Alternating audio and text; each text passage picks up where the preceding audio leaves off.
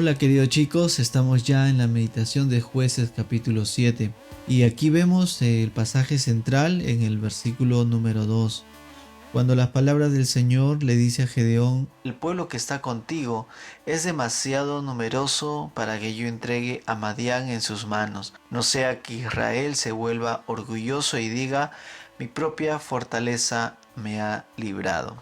Debemos recordar que Dios había llamado a Gedeón para ser libertador del pueblo de Israel frente a los madianitas. Y en este caso, en este capítulo, vamos a ver que él llega a juntar a 32,000 hombres para enfrentar a los madianitas. Pero dentro de ese número de personas, el versículo 3 va a decir el Señor: ahora pues proclama a oídos del pueblo: cualquiera que tenga miedo y tiemble, que regrese y se vaya del monte Galaad. Queridos chicos, de los 32,000 guerreros que tenía Gedeón, en una primera instancia solo quedan 10,000. Y de estos 10,000, el Señor lleva a Gedeón a tener otra estrategia para poder todavía disminuir este ejército que a la mirada del Señor todavía era demasiado numeroso. Y solamente se quedó con 300 guerreros. 300 guerreros que no eran guerreros de élite. Recordemos el propósito que Dios había dado en el versículo número 2 para reducir este ejército tan grande. El motivo por el cual era que el pueblo de Israel no se vuelva orgulloso, no se vuelva orgulloso. Esto lo podía lograr únicamente disminuyendo la cantidad del ejército de Israel, sabiendo que los madianitas iban a venir con los amalecitas y también con todos los hijos del oriente, como se menciona en el versículo 12. Pero Dios iba a lograr una victoria solamente con 300 hombres, 300 guerreros que no tienen mayor atributos que se mencionen en este capítulo. Eran 300 personas que Dios había escogido, varones comunes y corrientes, para lograr en sí mismo la victoria para el pueblo de Israel. Dios iba a usar a estos 300 hombres de una manera milagrosa para enfrentar a estas grandes naciones que se venían a enfrentar con el pueblo de Israel. No obstante, Gedeón, en medio de toda esta realidad, aparentemente todavía tiene algunas dudas. Por eso es que en el versículo 9 el Señor le dice a Gedeón: levántate y desciende, ve al campamento, porque lo he entregado en tus manos.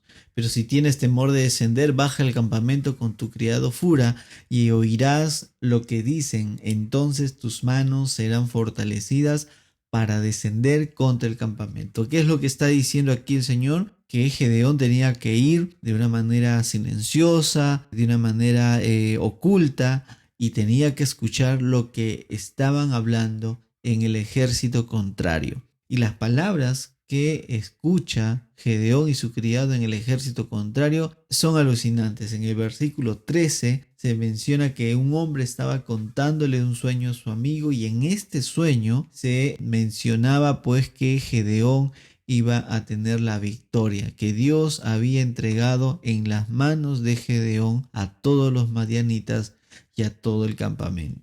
Dice el versículo 15 que cuando oyó el relato del sueño y su interpretación, Gedeón se inclina y adora al único y verdadero Dios. Vuelve al campamento de Israel y proclama a grande voz: levántense, porque el Señor ha entregado en manos de ustedes el campamento de Madián.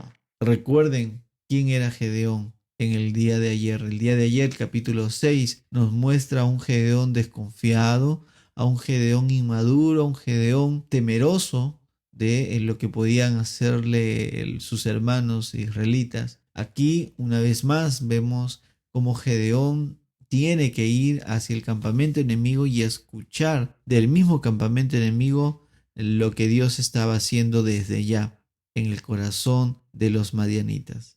Dios estaba implantando temor, un temor especial, un temor particular, para poder de esa manera salir victorioso el pueblo de Israel. Es así como 300 hombres, juntamente con Gedeón, se disponen a ir a la guerra con los madianitas. Y el versículo 21 se menciona lo que parece increíble. ninguno de los 300 guerreros sacó su espada para derrotar a los madianitas. Dice la palabra en el versículo 21 del capítulo 7 que cada uno se mantuvo en su lugar alrededor del campamento y todo el ejército de los madianitas echó a correr gritando mientras huían.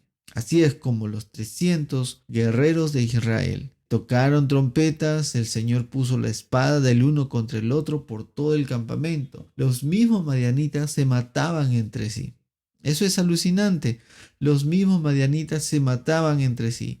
Y con solamente 300 hombres que rodearon el campamento, Dios ya había atribulado el corazón de los madianitas, había implantado el temor por el pueblo de Israel y los madianitas salen huyendo de la guerra. Gedeón, los persigue y termina ganando, termina dando la victoria al pueblo de Israel. Queridos chicos, lo importante, lo resaltante en todo este capítulo, quedémonos con lo que menciona el versículo 2. Versículo 2 es el pasaje central por el cual Dios lleva a cabo su plan de reducir la cantidad de guerreros para que el pueblo de Israel no se vuelva orgulloso y diga que por mi fortaleza me he librado. El orgullo es tan destructivo para el corazón humano. El orgullo es tan devastador.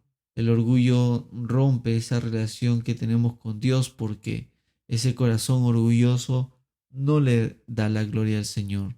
No reconoce que es por Él que uno puede lograr o que uno ha logrado grandes victorias. El Señor es quien pelea, el Señor es quien gobierna, el Señor es quien hace la obra en nuestras vidas. Y a Él debemos adorar, a Él debemos exaltar el día de hoy.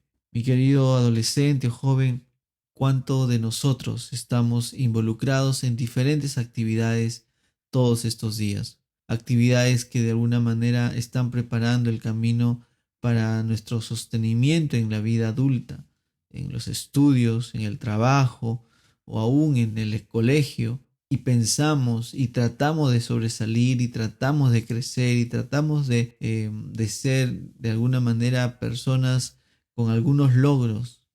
Pero qué triste es cuando estos logros no se lo entregamos al verdadero Dios, al único y verdadero Dios, quien merece toda adoración, toda pleitesía, toda gratitud por todo lo que logramos y aún más por las victorias espirituales que obtenemos.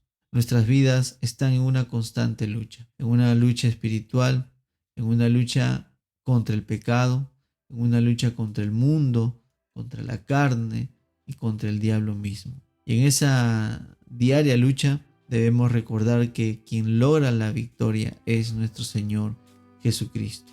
Él fue quien nos salvó, Él fue quien nos restauró, Él fue quien nos cambió, quien nos regeneró, nos hizo nuevas personas. Esto no es metáfora, queridos chicos.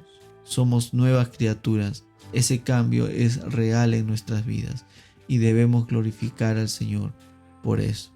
Debemos tener mucho cuidado con aquellos éxitos que pueden llenar nuestro corazón de orgullo y someternos al único y verdadero Dios, nuestro Señor, quien nos enseña quiénes somos y quien nos revela también quién es Él.